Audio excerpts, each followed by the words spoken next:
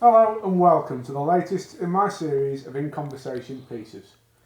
And today I'm joined by a man who's not only a great friend of mine, but somebody who helped me an awful lot in the early stages of my career. The unmistakable Dave Howell. Hello, mate. Yeah, I'm the one to blame. Dave, let's start at the beginning for you. Just tell me how you got into fishing and, how your journey began, really. Well, so I'm like many kids, I suppose. It was passed down through my dad and my granddad. I would have been about 5 years old when I started, and my dad and my granddad were keen anglers anyway. So, but not massively competitive. I mean, they used to fish in the MAB club in Walsall. So my dad and I used to go fishing mainly on the local canals. You know, it was a typical fishing evening in the summer would be that my dad would leave the Tupperware box that he drilled loads of little holes in with a 2-bob piece just to go and get some maggots. You know, and Mum would say, your dad said, if you want to go fishing, pop up the tackle shop and get some bait. And I loved it. And the nice thing was, you know, back then there were loads of tackle shops. I mean, as a kid, I could walk to two myself. And it was just like in a little Aladdin's cave, wasn't it? And the guy in the store, you know, in the shop itself, always looked after you and made sure you had a good measure and stuff like that, you know. So I got literally just to get a pint of maggots or whatever. And we went fishing on the local canal in Walsall. And I think my first fish was probably a perch.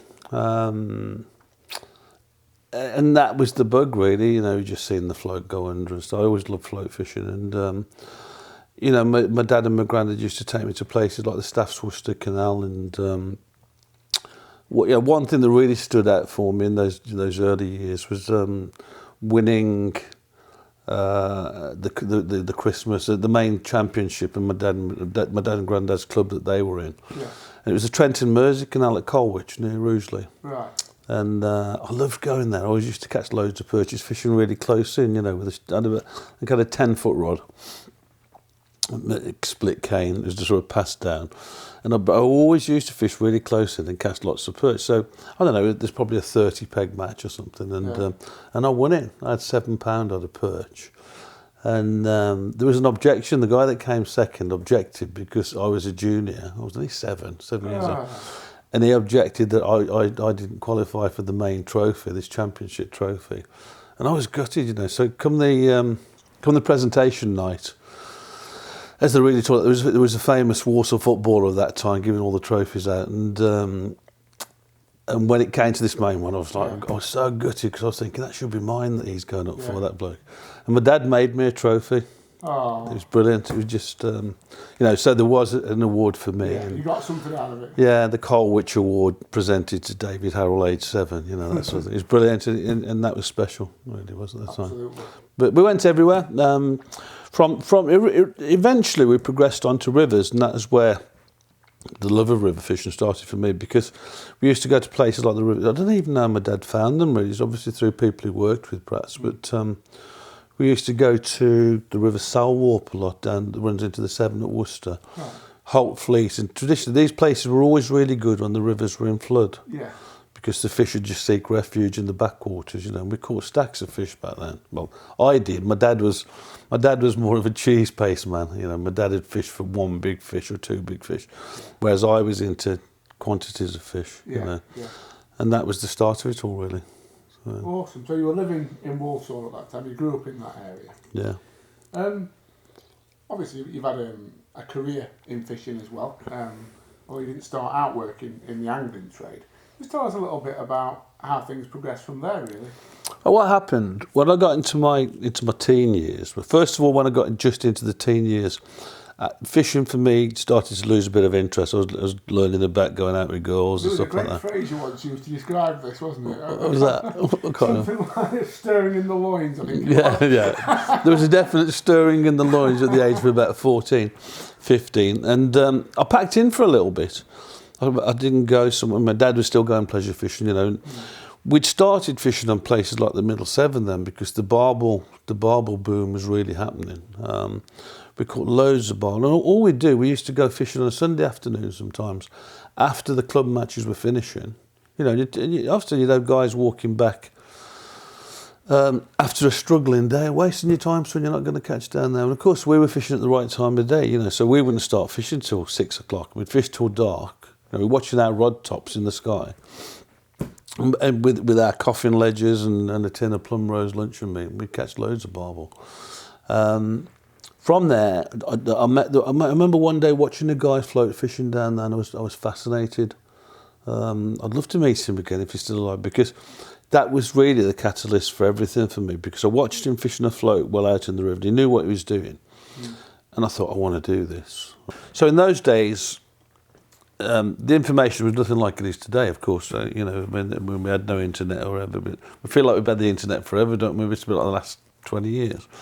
I just used to read as much as I could. Angling Times, there were some really good series in Angling Times. Ivan Marks.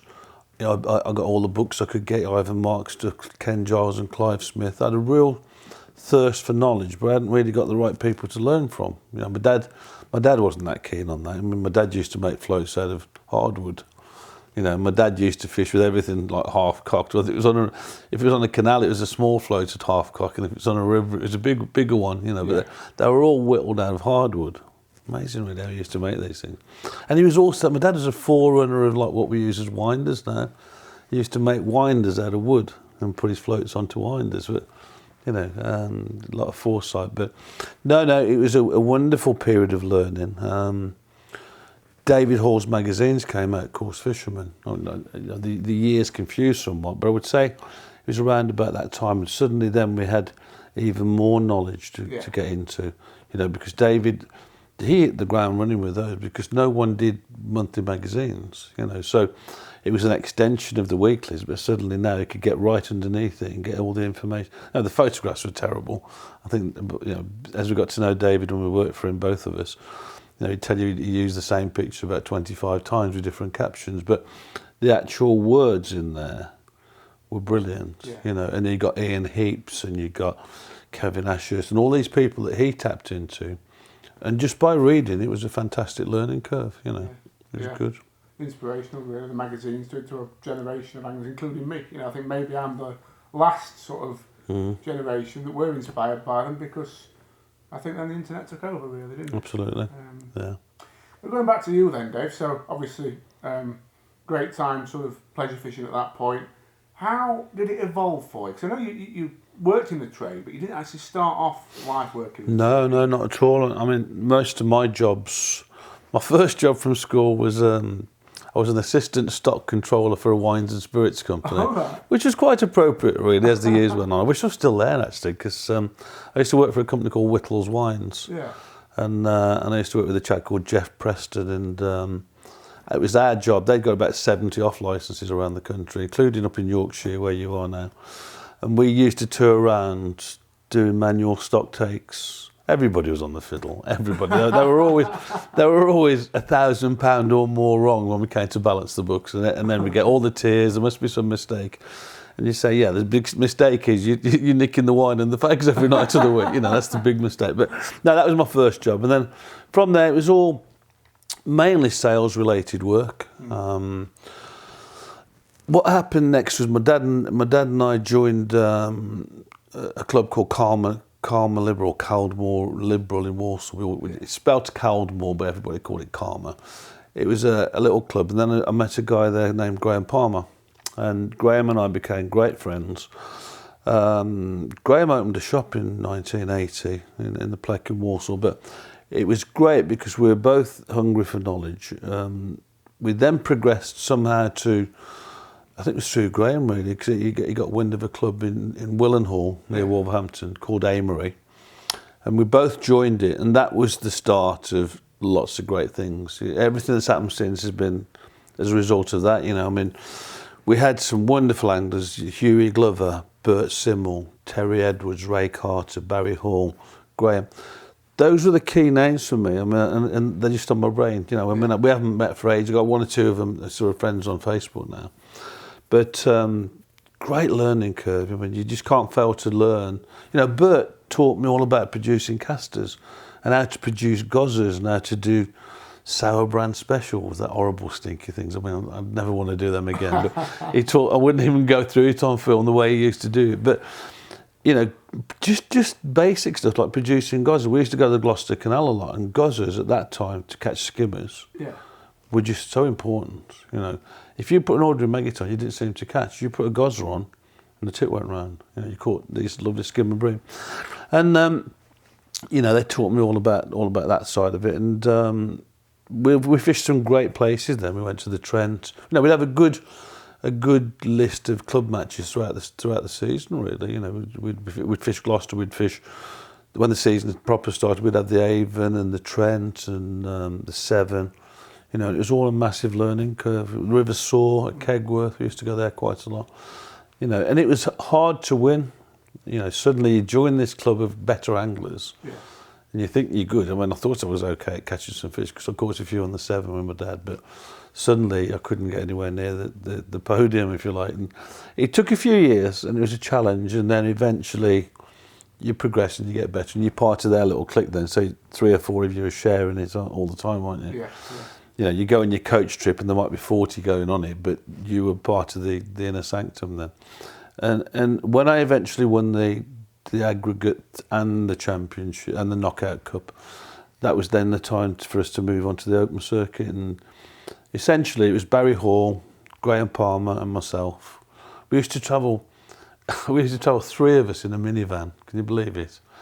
In Graham's minivan, I can't believe we had 3 lots to tackle and 3 anglers. When you look at the amount of stuff now, I mean, I've got a big car now, and I'm just about to get all my gear in, you know, but we used to get 3 of us, like Brendan and Hickman, fiberglass boxes, 3 Brendan and Hickman holdalls and the carry-alls.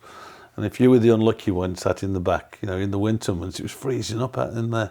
There was ice on the inside of the van and stuff. And if you were in the front, you were in charge of the heater flap, because Graham's car, there'd gone something wrong with the transmission, so the gear stick, you had to bend it to get the gears to work properly.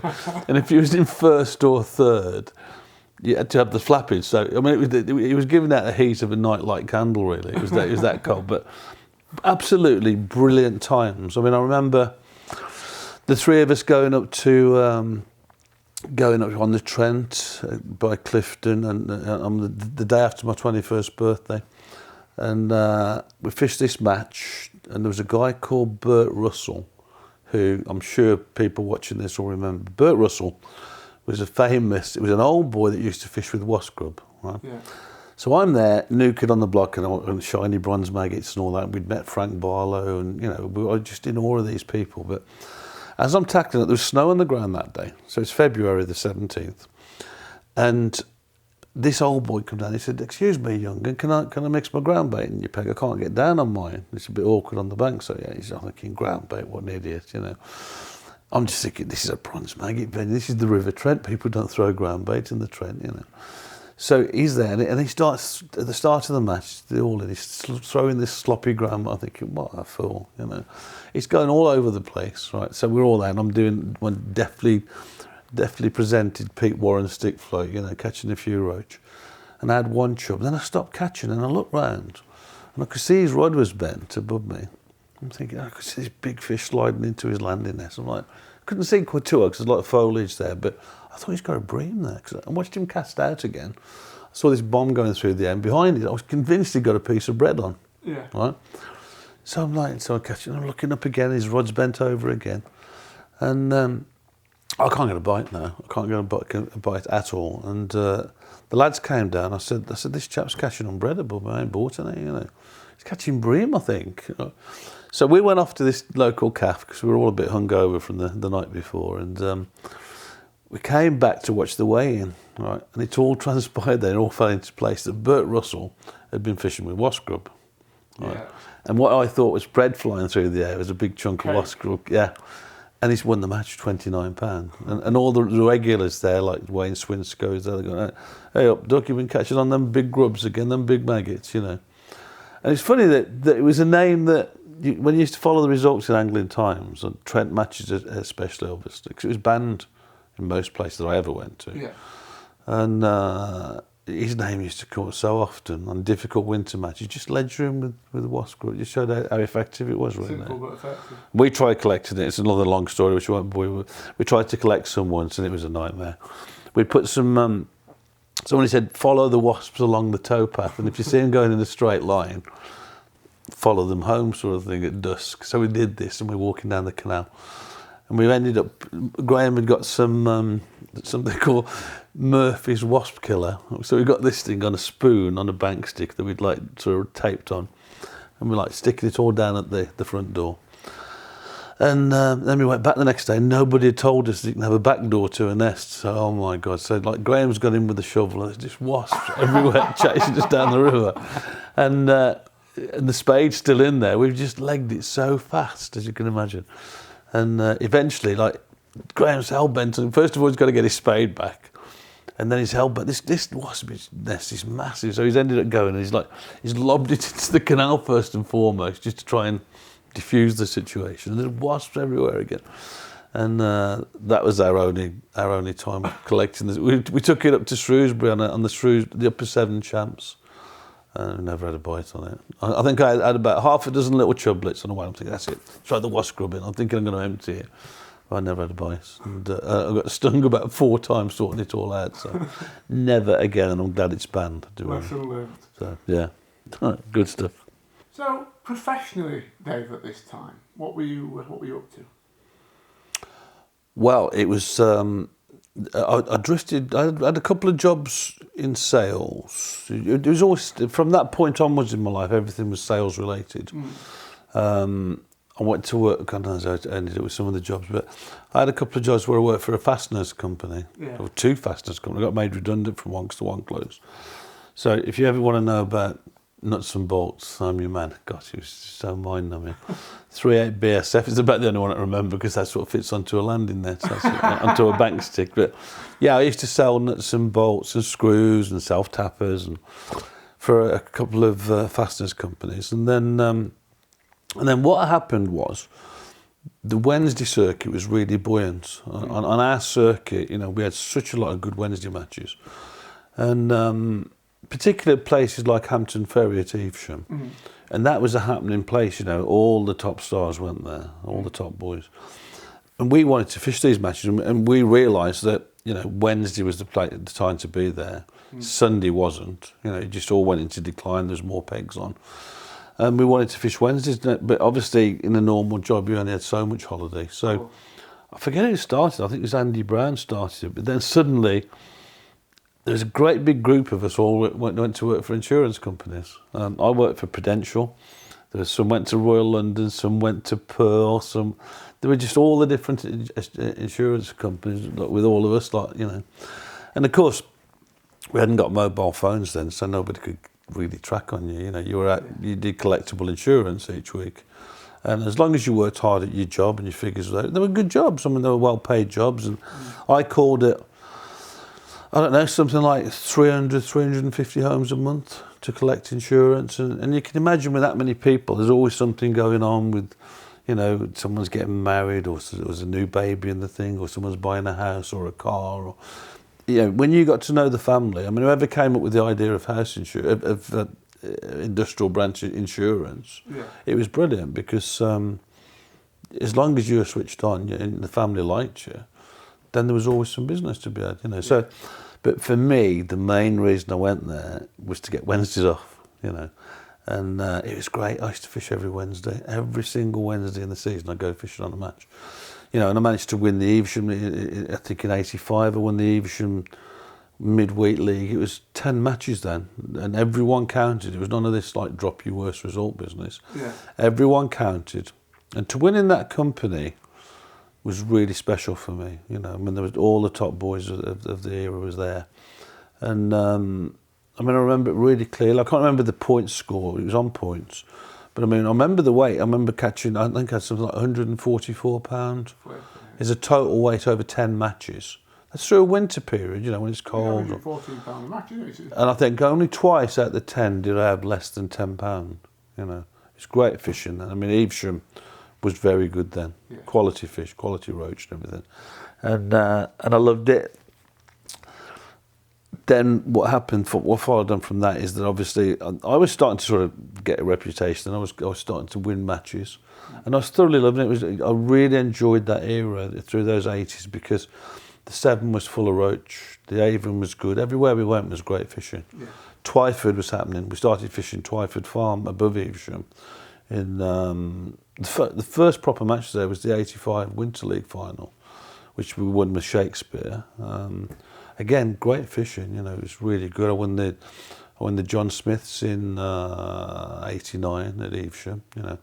And 1989 was the big turning point for me, because the boss had me in the office the one day, the manager at Walsall, and said, "Son, I've come to the conclusion that you're fishing every Wednesday." And I've gone, "No, I'm not." I said, "I'm out canvassing for new business and stuff, you know, like you tell us to."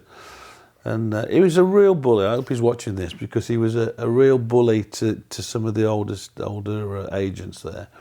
And as a younger man in there, I didn't want to get bullied, and I certainly couldn't give Wednesdays up. And when he turned around and said to me, "I want you in this office every Wednesday at 2:30 for training," it was like somebody's pulling a piece of my soul out. It just, I mean, I'm just like, you know, all the sirens have gone off in my head. It's just, I can't come here on Wednesday at 2:30. That means I can't go fishing daytime matches in the winter or nighttime matches in the summer. So I resigned there and then. And whether it was a sensible thing at the time, probably wasn't. There was probably 3 million people unemployed at that time. But I told him to stick his job in no uncertain fashion. And, you know, it was unfair, because I was 7th in the district of 28 agents. I didn't deserve to get picked on, but he wanted me like top 3, you know. But anyway, I walked out. I walked onto the high street at Walsall, and suddenly thought, what the hell have I done? You know, I got a good job there. And anyway, I applied for a job as a financial advisor at Midland Bank. A couple of my friends had gone there, and it was a good position. And we'd learnt a lot of good skill sets working with Prudential, you know. It was good training we had with the Pru. And I was I got an interview lined up to go to, and I had a phone call from Richard Foster and Foster's of Birmingham, who were already a successful tackle shop, not like the empire it eventually grew into, but it was still a good shop. And they got access, or Richard got access to some rod blanks, and he could also change these rod blanks around through Harrison's of Liverpool, Harrison's Advanced Rods in Liverpool. Yeah. And he said to me at the time, because I'd just won the Camasan, that was it, in 89, and the Camasan Matchman of the Year. So that was a big title to win then. You know, the Anglers Mail, everybody wanted to win that. Yeah. And they said, "Would you like to endorse some rods for us?" And obviously, it was a great thing to be asked. We had a meeting, and I said, "I would love to create a brand." You know, it just all sort of fell into place, really. So we actually created what was Midland Angling Products, MAP. I'd quit my job, you know, and went and threw myself totally into that. And we had a good 15 years out of it. It didn't work out right in the end, you know, which I won't really go into. But that opportunity for me, I would always be grateful for in the first instance, because it gave me the chance to really focus hard on my fishing career, you know. I'd got into the England squad at that time in 87, was my first home international.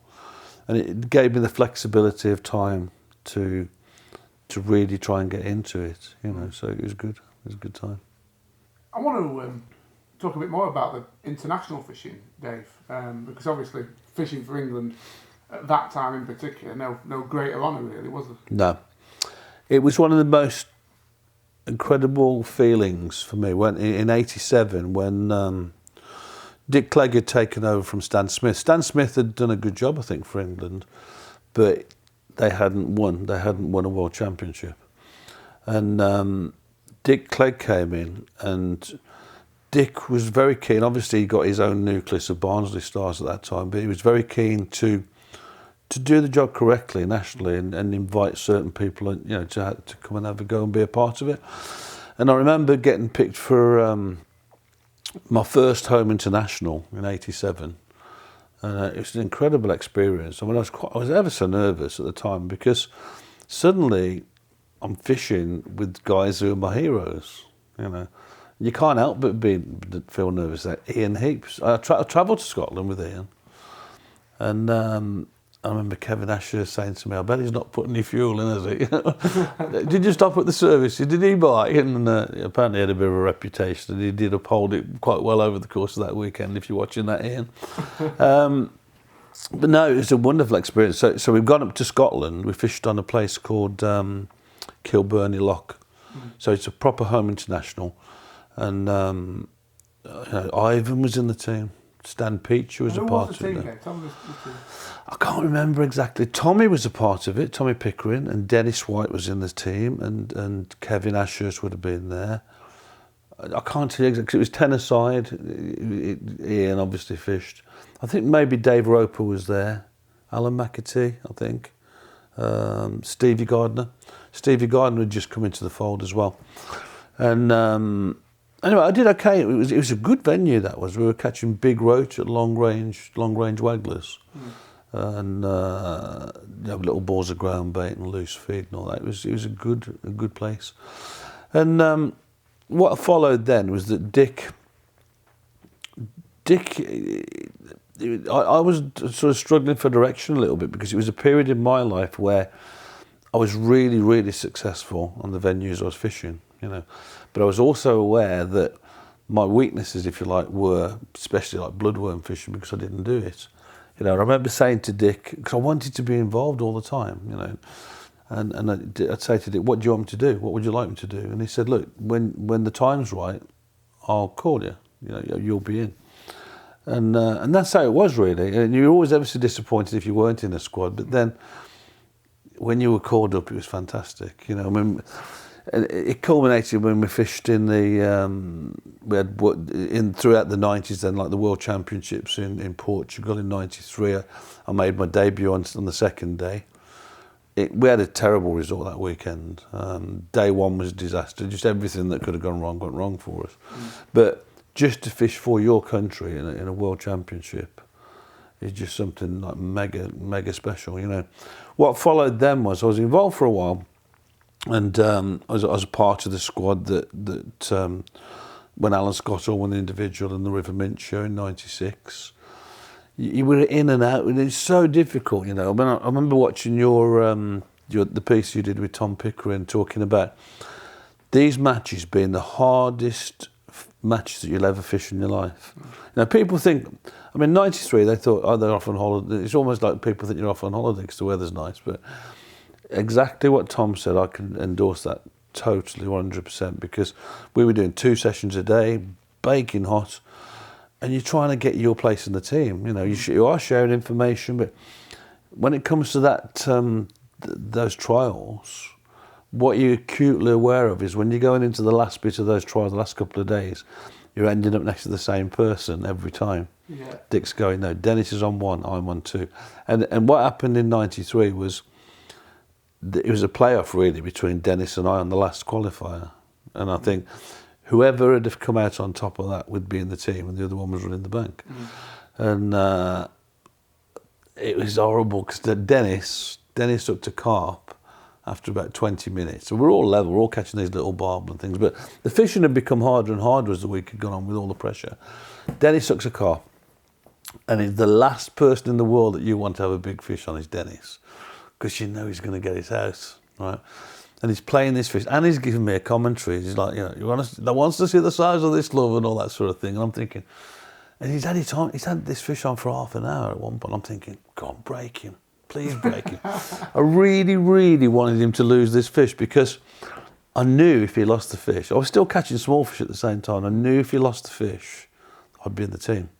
So just like, break him. No, play for another 10 minutes and then snag him up or something, But no, being Dennis being Dennis, he's played it. And in the end, there's this great big double figure carp come up like, God, he's like, look at the size of that love, from the next peg. And he's netted it, and I'm thinking, that's it, it's time to run the bank tomorrow, and that's how it was, and I was absolutely gutted. Not to get in the team, you've been that close, I was really on the floor. And but the next day, you dust yourself down, and when you're a part of that team and that squad, Dick Clegg is just a fantastic manager, and he commands so much respect that you realise that you've just got a different role to play, and you do. you do it, and you work hard on the bank as part of the squad as best you can. Highlights for me really would have been 1998. I think when we won the European Championship in Portugal. Tom Pickering came. We won gold. Tom Pickering came third. I came seventh. But for one lost fish, I would have been first. It's such a fine dividing line sometimes, isn't it? That I would have been European champion. I've looked at Barbel, and as I'm playing it in, my line's got snagged under a branch or something, and it's going at the box at the line anyway, and the people are going. So I remember reading something about Ian Heap sticking his rod under the water so they can't see where the line is, and they're going, lift rod, and I'm going, no, understand. I mean, they're talking to me in English. I go, no, understand, I'm English, inglese, right? And I'm just giving it until I know that this fish is in front of me on the angle, right? Because if it's out your zone, you're disqualified. Anyway, when I've lifted up, it's snagged, right? So as I eased the pressure off, I could feel the fish going. So I wound and wound and wound. And I think what happened was the float was stuck in a branch or something. Because every time I got to a certain point, it was just solid. Yeah. And I tried so hard to get that fish out. I don't know, it was probably a barbel about £3, not massive, but so important at the time because I was doing well, within my section. And in the end, I've had to just pull. I had to pull on it, and it broke. And I finished seventh. No one remembers who comes seventh. And that one fish would have got me the individual as well as the team gold. But great experience. What an achievement. It's just the best, isn't it? To win for your country as anything. I mean, that's probably the pinnacle for me. And I was involved a few more times, but my time really in the international arena sort of finished just into the 2000s, and then obviously the change of management came, and they had certain people in mind that they wanted to use, and that was the end of my career. But certainly not bitter about anything because it was just a great chapter of my life. It's wonderful. And I would point out, just in case you're wondering, is that the best angler I fished with at that time would have been Steve Gardner.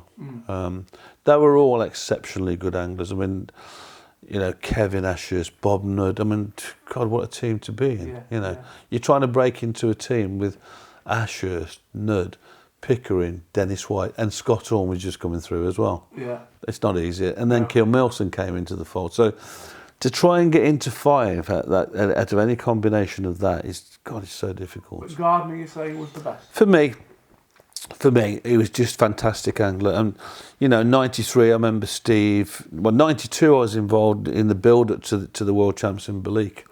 And Steve, I was getting into all sorts of problems trying to cast a slider. We're not talking your everyday small sliders. We're talking big things that the Italians were used to using.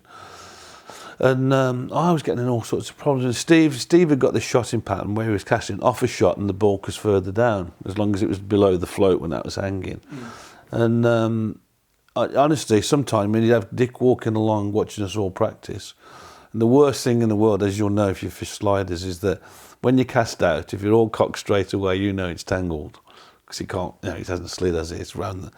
Oh, God, I remember Dick coming past, you're catching on. I think it's set about 3 foot deep in 16 foot of water this is at the moment. You're waiting for him to go just so you can really tour back in. And Steve was a big help to me then.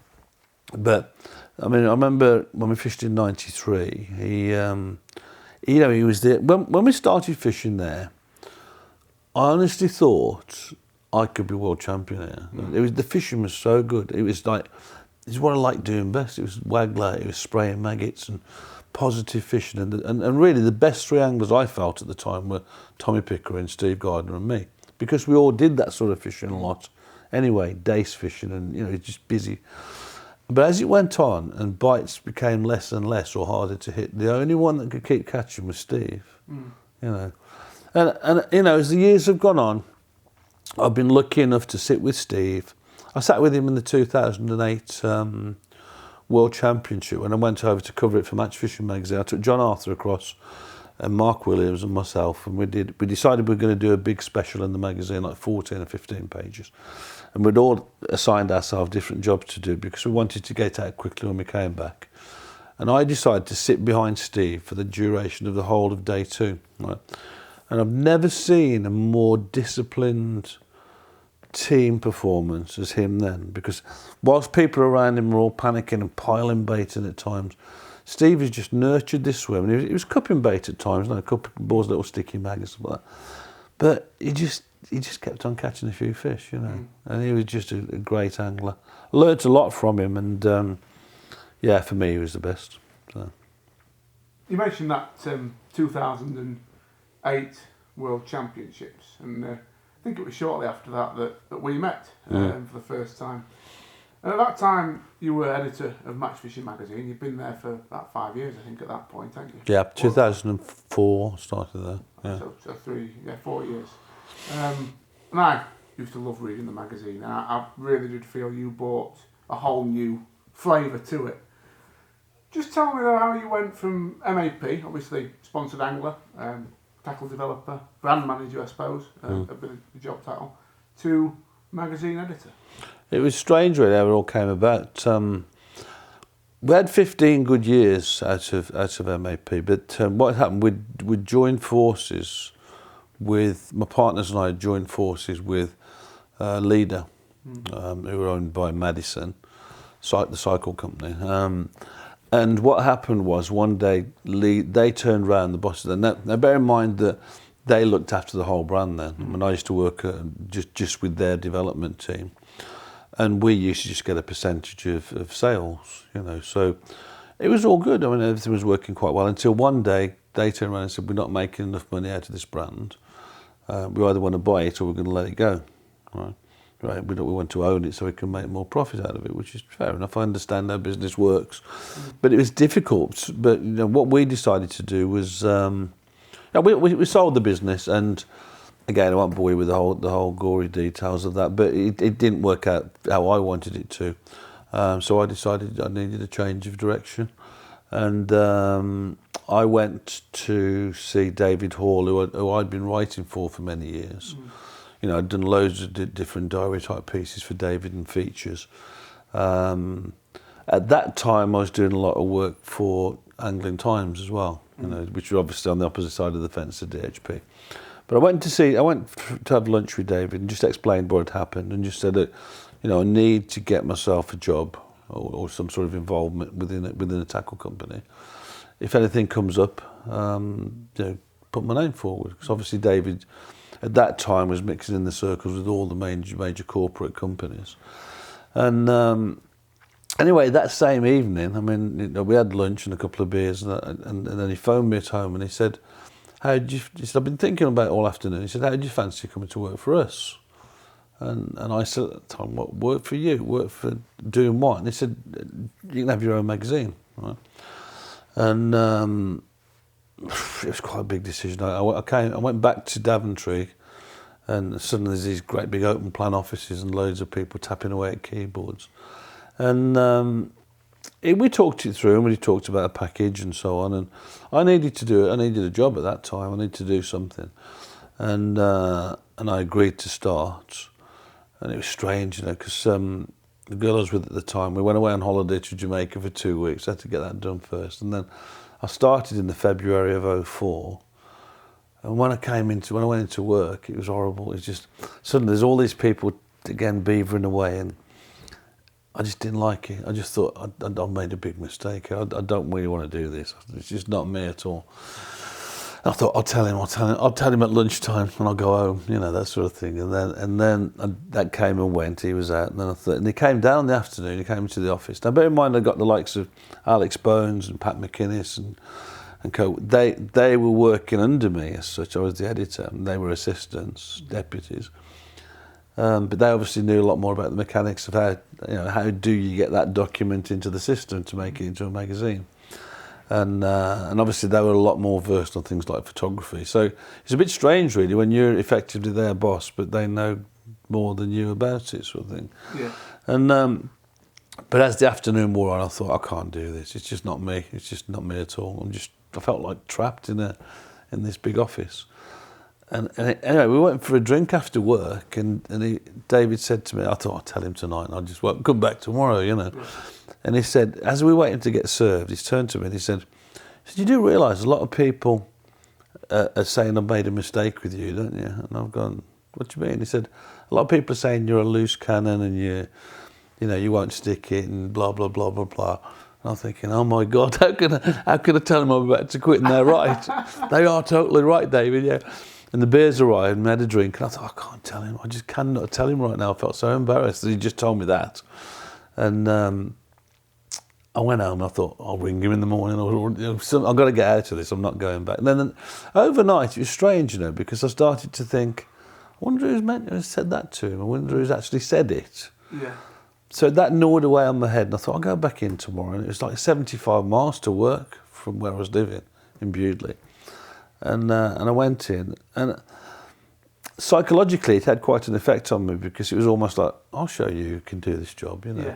And I threw myself into it, and I thoroughly enjoyed 5 years of it. Absolutely loved it. You came on board as well during that period, and I stamped my own identity onto it because the identity I wanted had already existed once with David, and I liked that magazine. We got lots of loyal readers of a certain age that didn't really want just how-tos; they wanted stories as well as how-tos.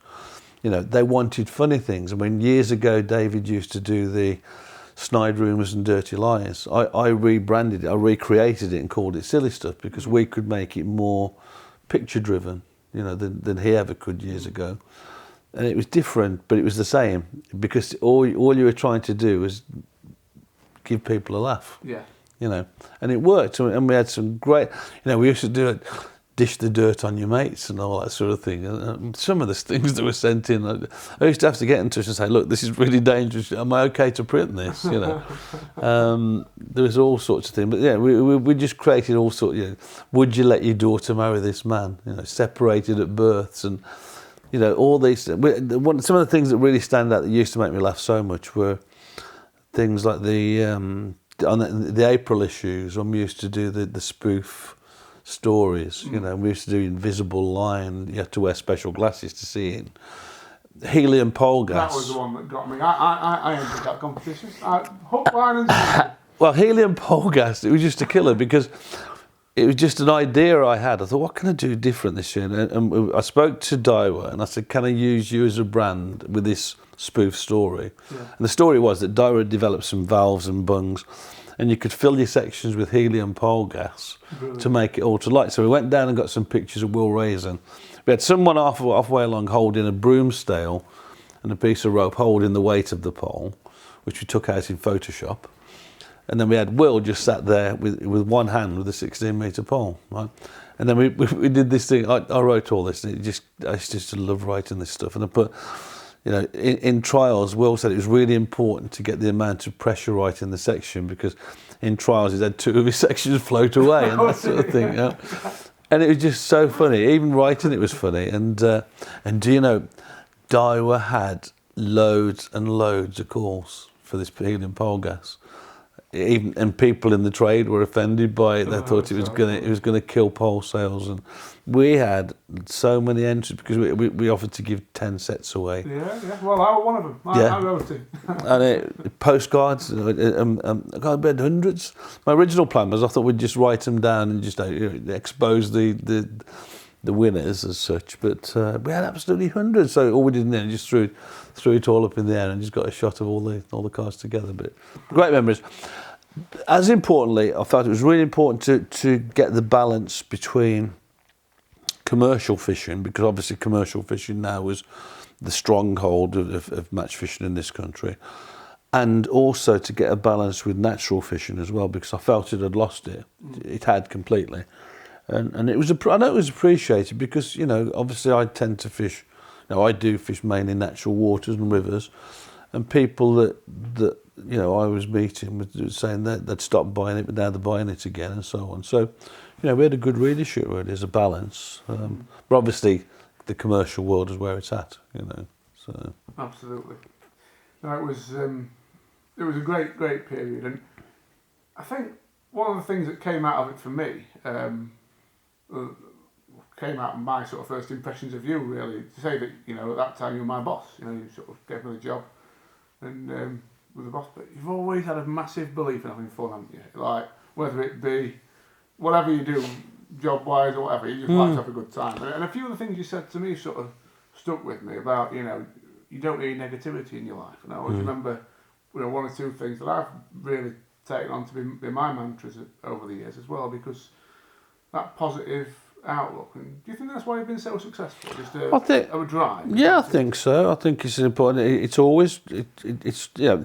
I work hard. I've always worked hard, but I played hard as well, and still do. I mean, now I've got my own business, and you know, if I don't work hard now, there's only me to blame because there's only me doing everything, sort of thing. But I still balance it. I still play hard as well, and have fun. You know, just enjoy what you do. There's too many people don't seem to enjoy what they do. Yeah. If you're in a team thing and you're not happy fishing winter leagues, get out. Don't do it. You know. I mean, I identified ages ago that I wasn't enjoying the commercial fishing. You know, when it first started, I mean, I got into it. I fished the first ever match at oh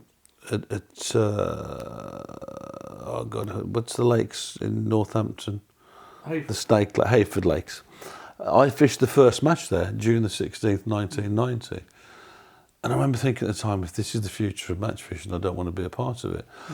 As Hayford grew and all the foliage grew onto it, it was a lovely place. It was still too wide. You were having to fish 16-metre poles at a time when 16-metre poles weren't very nice to handle at times, you know. But what happened for me was I did the commercial world for quite some time. I was successful, won matches, but I wasn't enjoying it. The winter killed me because I'd go to places like Moorlands, they'd be catching at one end, £100, and the other end you can't get a bite. You know, and it does happen on rivers, but you don't see it, do you? You can't see it happening because it's like way downstream or whatever.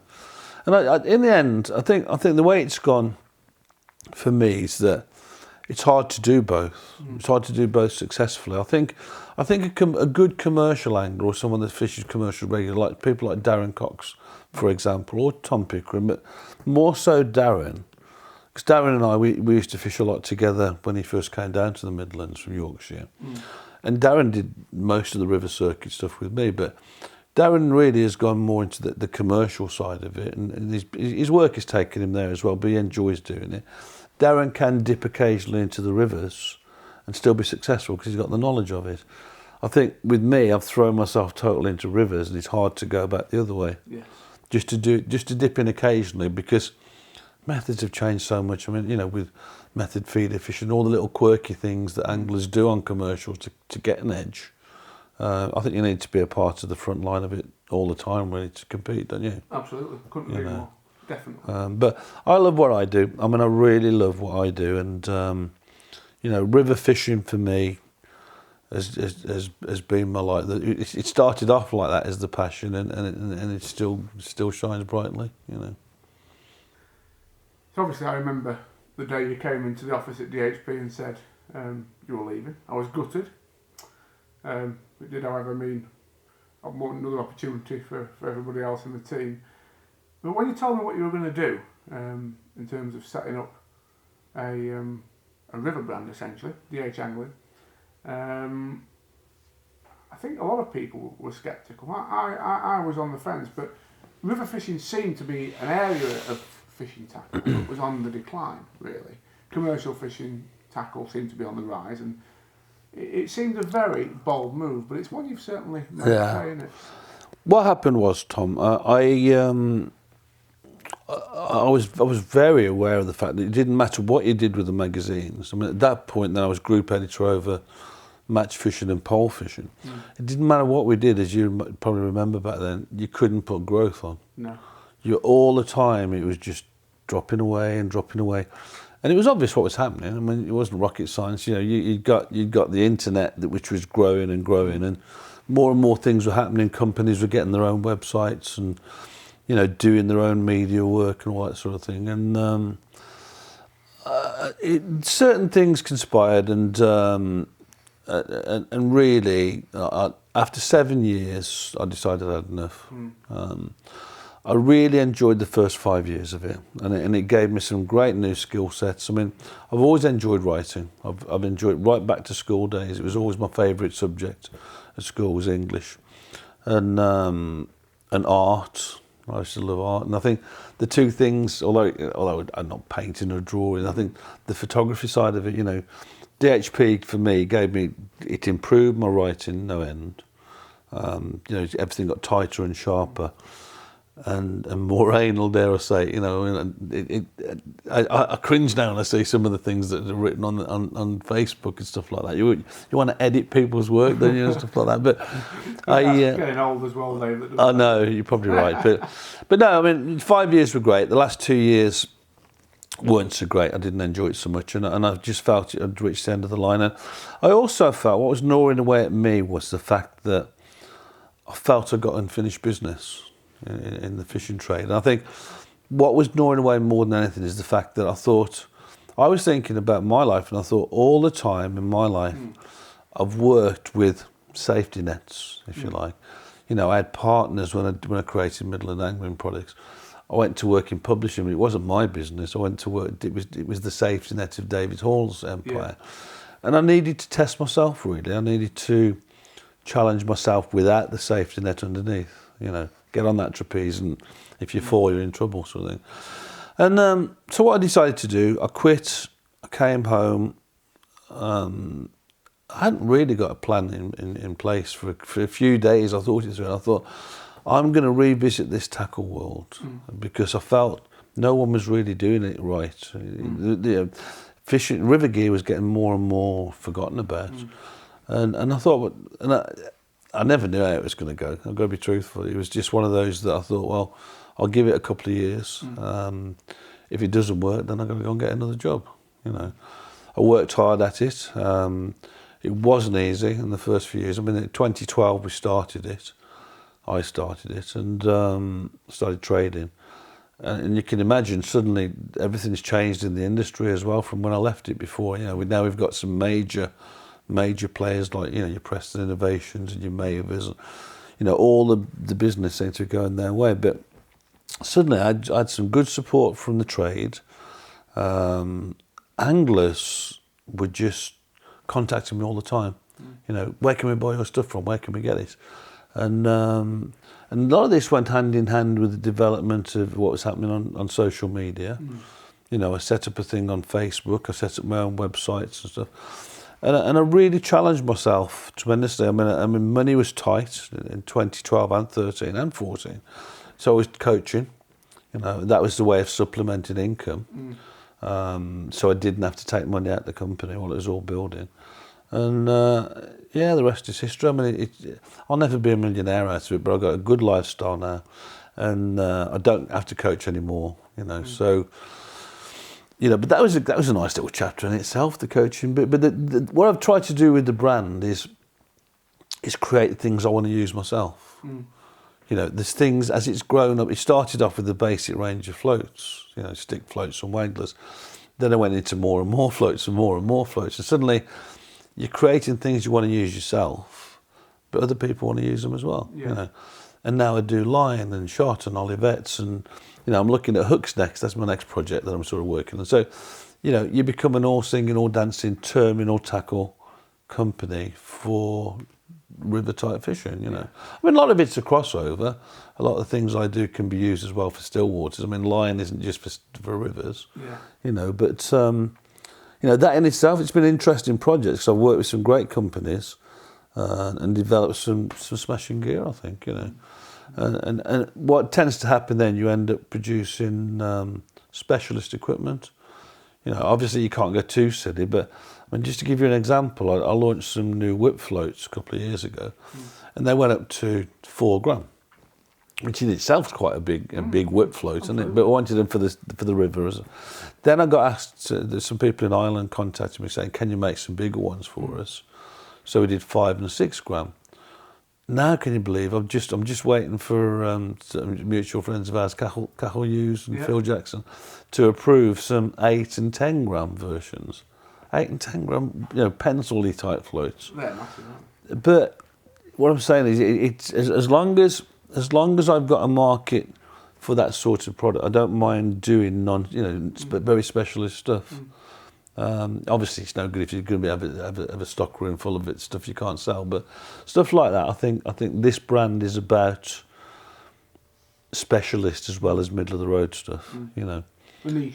Yes, and it's been it's just a really interesting project because I'm also fishing alongside some great anglers who have input. Can you do this? Can you make this? What about this? How about you stick some inserts into this, and suddenly we create another range of floats. Yeah. So it's been great fun. I've loved it. And alongside it, and maybe I'm wrong, but I don't think you planned it this way. But alongside it, you've launched Riverfest, which has been, well, I would say the single biggest revival in natural venue fishing in my lifetime. Just talk to us about the process that went on getting that going again, and why you did it really. How it came about, it was a real strange one. I did a show down in the Big One show down in Farnborough, and one night was in the bar with a group, lots of friends that were obviously in the trade and stuff, and I overheard a conversation by Phil Briscoe and someone else. They were talking just about events because obviously there was the various things starting to be created in, Fishermania was happening and stuff like that, and I heard Phil say to this guy, this guy said, what about, the river side of it? And Phil said, no, nobody's interested in rivers. He said, they can't win anything anyway. There's no big money to be won on river matches these days. And I was listening to this conversation. It had such a big effect on me that night. So I went to bed and I woke up thinking about the same conversation. I thought, he's totally right. It's like, it doesn't matter what you enjoy doing. If no one's creating something for it, you're never going to have it, are you? You're never going to have that sort of thing. So I started to look, immediately, because I've created lots of things in my life in competitions. But immediately, I wasn't going to do any more years ago. Every time I do something, I'll say, that's it now, no more. But immediately, I just started to think about it, and I looked at what was available, and obviously on things like Fisho, there was just the lure of this big prize. I think at the time it was 25 grand. And I thought, how can I achieve that without a mainstream sponsor? And just in my head, I was just kicking it around. How can I achieve? How can I get this lump sum of money in a prize pot? And obviously, that was I came up with the obvious way in the end to create. I worked it back from the final. I thought, what would I want of the final? And how do I achieve that? Right. And so I thought, well, if I have 60 anglers in the final, how do I get to it? Well, if I have some qualifiers and 3 get through from each, and then it all started to fall in place then in terms of, okay, so I need some qualifying venues, and we need, obviously the ticket money would go into a prize pot. That first year, I went to the Angling Trust. Now I knew I was already busy. I'd already set my company up, and I knew I hadn't got the infrastructure to look after all the administration side of it, because obviously to-ing and fro-ing on that many tickets, you're talking about 1,200 tickets here. I just wasn't set up to do it. So I went to the Angling Trust and said, how would you like to get on board with this? Right? I'll run it. I'll do all the work behind it as long as you'll do the administration. And it was funny at the time because I went into a meeting with the competitions team, and David Kent was there at the time, and David said, yeah, well, it's something we can look at for next year. This is we're in 2013 now, and it's like, I think it was February or something like that. And I've gone, no, not next year. I want to do it. He said, you've got no chance. He said, you can't go from a standing start to doing it this year. No chance at all. Not knocking there, but then me being me, then that's another challenge in my life, isn't it? And I said, well, how about I'll do all the work and I'll get all the venues sorted and all the administration sorted, that side of it, as long as you'll do the admin on the tickets. Would you do that? Well, okay, we can do that. He said, but you're taking on too much, really. And he was right, but I'd already committed to it. It took me ages, Tommy. You can imagine, can't you? Everyone knows Riverfest now, it's easy now, but you imagine that you're an organiser who might or might not know me. So I make that phone call, hi Tom. And so I introduce myself. I've got this idea, it's a new competition I've created called Riverfest. I'll tell you a story about the Riverfest bit as well, that's quite a funny one. But so then I've got to explain the principles to you. And then it's like, well, would you like to run a qualifier? Well, yeah, it sounds good, mate, but I need to have a meeting with my committee, right? So, oh, God, just piecing the whole thing together took ages. It took me absolutely ages. But I hadn't got ages. You know, it literally took long days of doing it while my work suffered in the background. But eventually, we got 24 qualifiers. On the subject of the name, I mean, originally, I wanted to call it Rivermania. Yeah. I even did a picture in one of my columns in Anglian Times with Rivermania £10,000 as a mock-up, you know, just to sort of show people what it was about. But Barry Hearn, he'd created Fishermania, and he wouldn't allow us to use the word mania on a thing. But in the meantime, just as I had a think tank amongst one or two friends thinking what we're going to call it if you won't let us use Rivermania.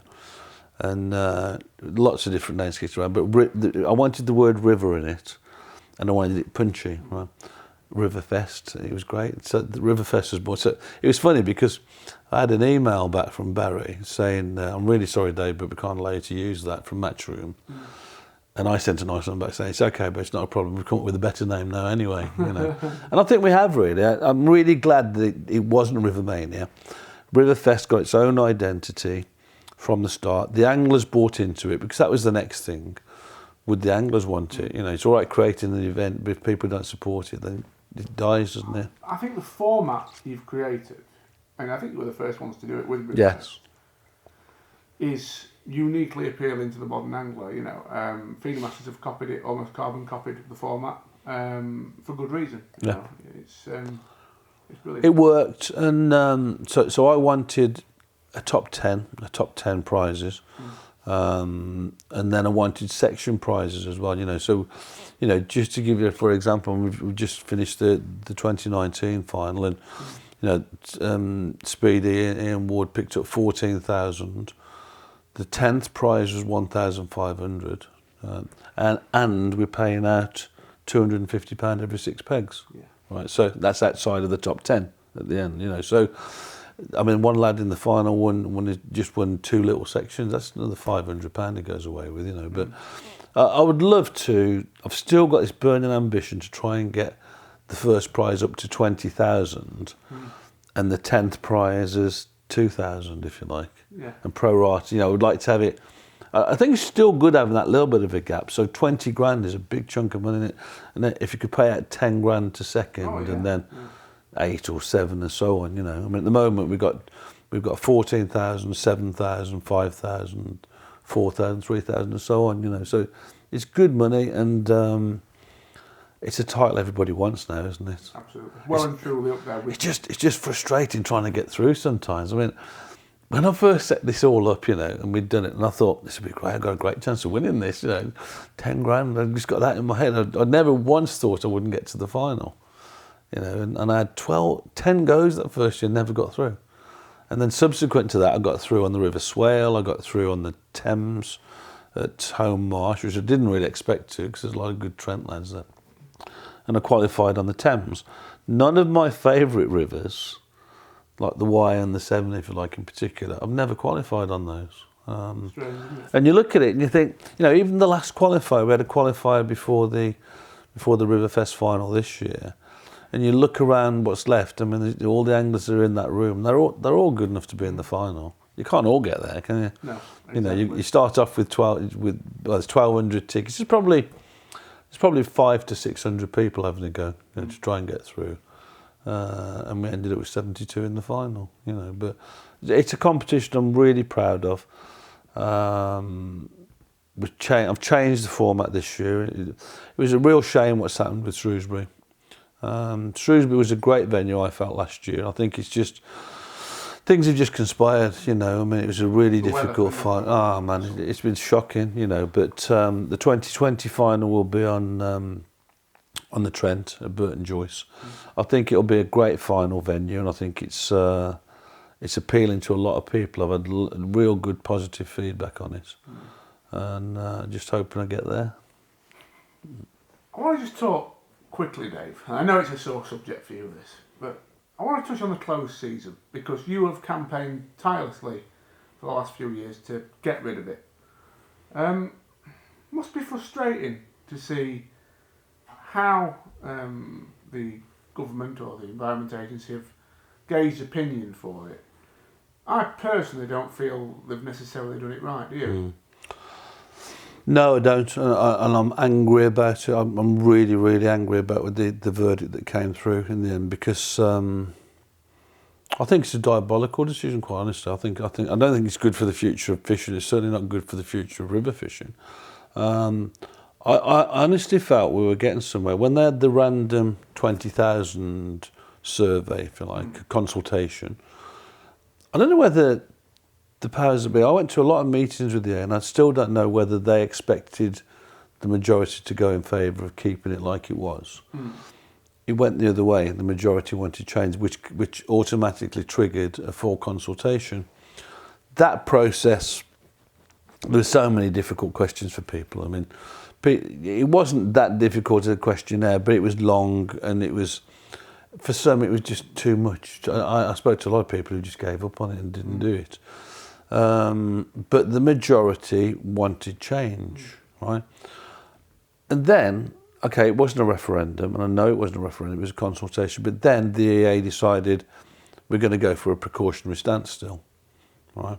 Regardless of the fact that you lot as a majority want to change, we will keep the precautionary stance because we're not sure, we haven't got scientific proof, and all these different reasons that were brought forward. What gets me mostly about this is that 25 years ago, the close season was lifted on still waters. Right? 25 years ago. There was no scientific proof of anything when that happened. And not all still waters were managed, and commercials. Lots of still waters were just left to sort of fend for themselves. And yet the law changed somehow. Right? It was obviously pressure that was put on from commercial fishery owners, because obviously they were complaining they couldn't trade for another 3 months of the year. So that happened. And then 20 years ago, the close season was lifted on canals. Right? Again, there was no scientific proof of what was going to happen or anything like that. But if we fast forward to now, so 25 years and 20 years, what's gone wrong? Nothing. Has anyone come forward and said what disaster that was? All the canal fish have died. We still have commercial fishery matches going on when fish are spawning all around you, but you don't catch them when they're doing it, do you? But then, on the river side of it, I fished loads of matches in places like Ireland when fish have been spawning all around and you can't catch one. I had 90 pound on the River Coldbrook. There's fish spawning, there's roach spawning everywhere I look, and I never caught a single roach. Of course, hybrids and bream. And it's annoyed me, particularly this year, because the knock on of that judgment, or that decision, if you like. I mean, it's deep down, and call me cynical if you like. I feel there was something in the background there. I think they were just paying lip service to us, the EA, and no one can prove that one way or the other, but as far as I'm concerned, they were. And I think even if 90% had voted for change, I still don't think we'd have got it through. No. So where does it leave us? It leaves us now with a situation where lots of tackle shops are really struggling. I mean, I've been talking to a friend of mine today who's got the tackle shop at Bridgnorth, and it is really tight. I mean, they're just not getting the footfall through the door. That particular river there, the Severn, yeah, we always have to put up with some difficult winters, usually after Christmas, but that river's been almost unfishable throughout October, throughout November, and now throughout December. So you've still got the bad part of the winter to come and another 3 months close season. I mean, what business in this country could survive on an effective sort of 4 months trading? The other knock on, you've got clubs and associations who pay rent, to farmers and whatever. I mean, where is their revenue supposed to come from? Matches are being cancelled all over the place, right? Even when they get to fish it, obviously the numbers. I mean, I've heard it said, but it's always been like this. Why are you bleating on about it now? But it hasn't always been like this, because in the 60s and the 70s and the 80s, before commercials existed, at the boom time, you only have to look back in Kidderminster and District Records, they were having like 80 peg, 90 peg, 100 peg matches, right? So the peg fees would be paid in accordingly, and that was pro rata to the rent.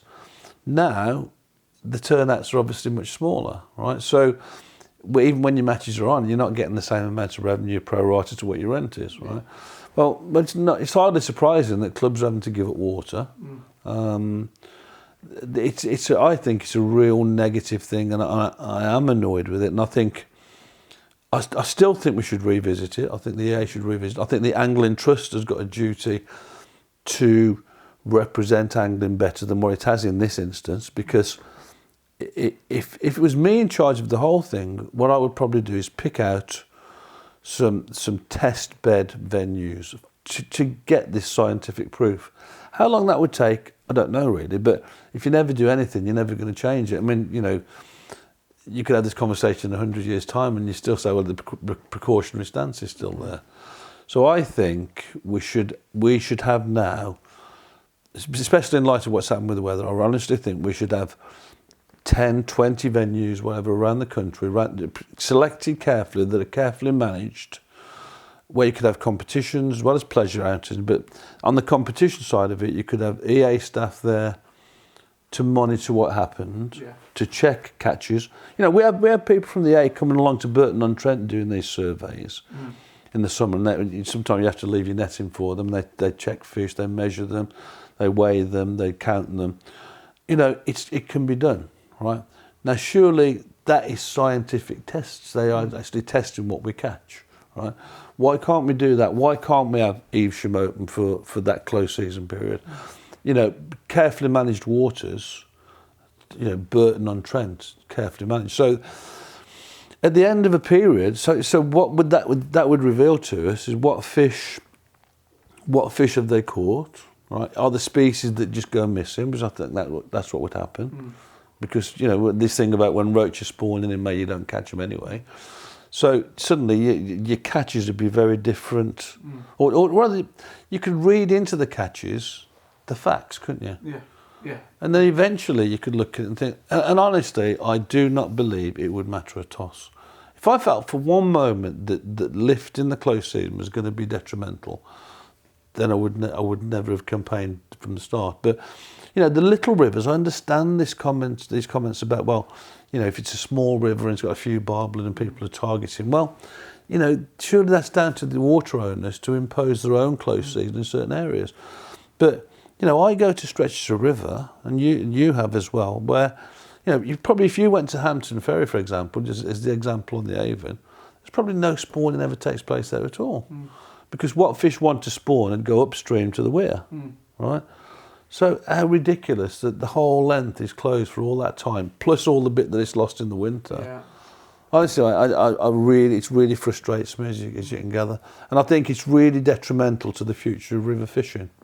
I think if they don't do something, it doesn't look like they want to at the moment, but if nothing's done, then I think that this side of our fishing, this side of our sport, will just bit by bit erode away in the same way as magazines eroded away, a few years, or the last few years. But frustrating.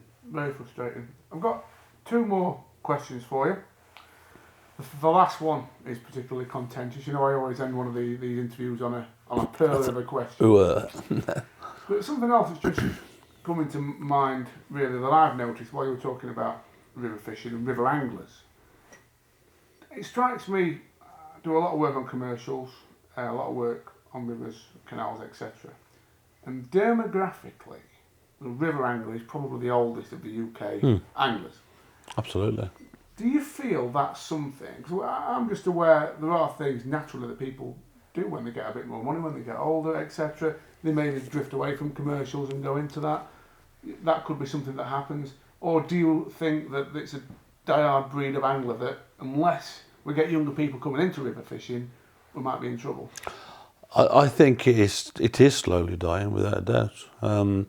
It's a horrible thing to admit, really, in that respect. But what's happening is that there's my generation and just underneath, when that's gone through, there's not much behind, because there's no initiatives. There's no initiatives happening. I mean, I sat in meetings with the EA with actual, the head of fisheries a few years ago, and outlined some ideas that I got to get more people river fishing. Again, lots of notes were made, lots of lip service were paid to, but nothing happened, right? So unless you can actually encourage people to have a go and create campaigns, go river fishing, that sounds quite nice, doesn't it? But no one ever does it. And then when you say, well, what's the best time of year to do this? And I say May, and she said, oh, we have a close season. Well, that's where they come into it, because everything is just getting more and more condensed into the summer months. What I notice as a match angler is that the standard of anglers river fishing now is so high, much higher than it was, say, in the late 80s, early 90s. Because if you'd have gone on a 70 or 80 peg match back then, there's probably 25% making the numbers up, in truth. Maybe a bit more. You go on a 60 peg match now, and they're all capable of doing it, or nearly all. The anglers who are left doing this are very, very high standard, aren't they? Yeah. Where it will go, I'm not quite sure. I mean, we're all growing older together, so it doesn't faze me too much. It doesn't worry me too much, But if I was in my 20s or 30s now, then I'll be going in a different direction on my own fishing, for certain. It's sad to say that, isn't it? But that's how it is. Okay, final question, the contentious one. You're regarded by many people to be the greatest, if not one of the greatest, river anglers ever. So my question to you is, who do you consider to be the best, number one, river angler of all time? Ever? God. Ever. There's quite a lot to go into that frame, but You've got to name one, Dave. You've got to name one man or woman. Yeah, in my opinion, the best river angler, certainly in the time that I've been doing it, would be Wayne Swinsker. Yeah. Wayne is just an amazing character. I mean, he's been around for a long, long time. I mean, I was lucky to get to know him when I joined the Shakespeare team in '85. Learned a lot from him, and we talk a lot on the phone now. I mean, he's done some great things in finals. Wayne's name always seems to come to the fore, doesn't it? It doesn't matter if there's lots of fish available or it's a scratching match. The name of Wayne Swinsker. If you go through all the different finals, all the various river venues over the years, Wayne's name's nearly always in the top six. Right?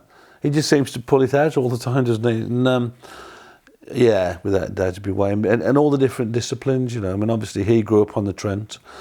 For that reason, not just for that reason, but I asked Wayne if he would help me organise the final for the Riverfest in 2020, Riverfest 2020, and I was really, really chuffed when he said yes, he would. I mean, obviously he has a lot on his plate because he organises the Burton matches, but he's kindly offered to come on board with that, because I know it's a great venue, right? But what I don't know it intimately enough to know where to put all the pegs.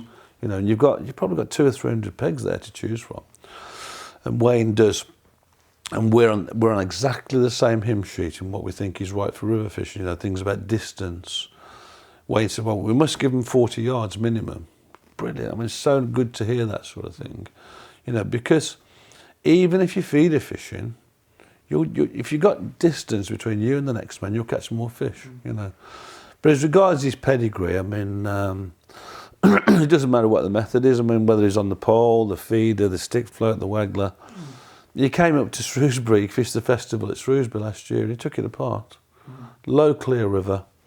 He looked at it, and he's just fished the middle of the river with wagglers and light shot in, small hooks, and just battered us all out of sight, sort of thing. And he was on the end peg on the one day, and I was the peg above him, and it's just horrible getting battered by Wayne, because there's nothing you can do about it when he beats you. And without a shred of a doubt, I'd say him. Yeah. Dave, it's been an absolute pleasure talking to you. Cheers. Thank you very much. Cheers, buddy. Have a good Christmas. And you.